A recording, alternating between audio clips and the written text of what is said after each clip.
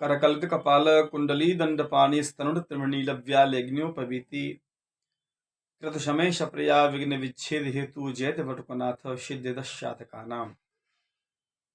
आप सभी भक्तों को भैरवाष्टमी की हार्दिक शुभकामनाएं।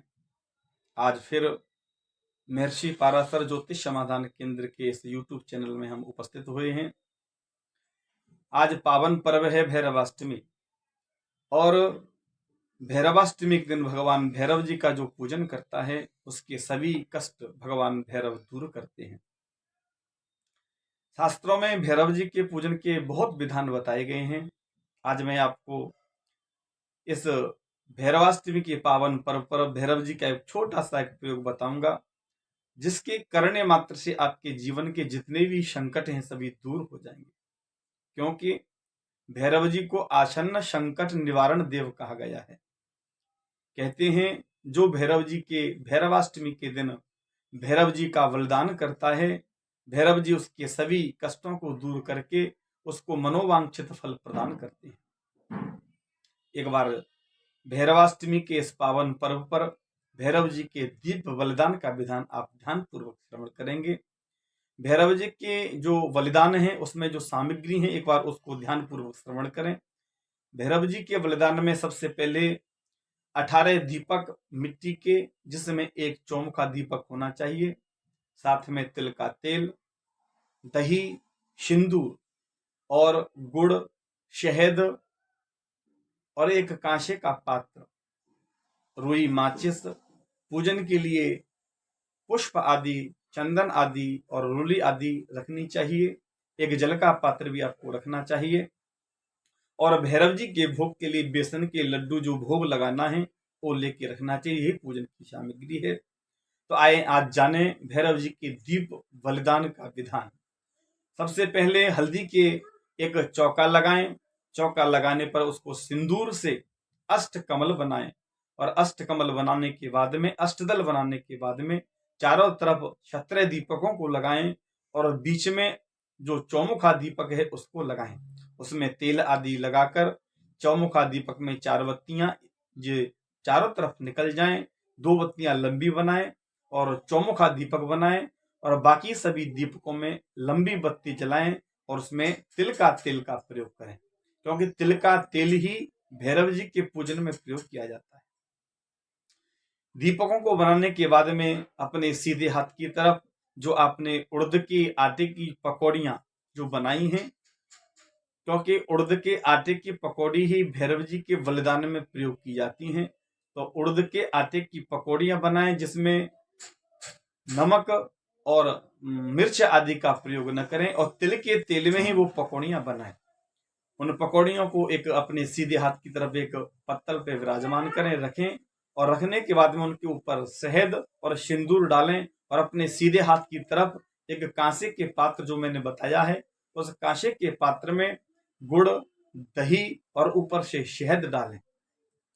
जब हम कांसे के पात्र में दही, शहद आदि डालते हैं, गुड़ आदि डालते हैं, तो वो देसी मदिरा बन जाती है।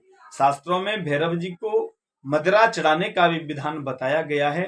तो हम ये देसी मदिरा का भगवान भैरव जी को भोग लगाएं, और भोग लगाने के बाद में सामने जब हम बैठ जाएं, एक पीले आसन पर बैठकर सबसे पहले दीपकों को प्रज्वलित करें, और दीपक जलाने के बाद में अपने ऊपर जल छिड़कें, अपने को शुद्ध करें, शुद्धिकरण करें, आचमन आदि करें, और प्राणायाम आदि करके सबसे पहले गणेश जी का ध्यान करें, और गणेश जी का ध्यान करके हाथ में जल लेकर संकल्प करें, क्योंकि जो भी हम कार्य करते हैं बगैर संकल्प के कार्य पूर्ण नहीं होता।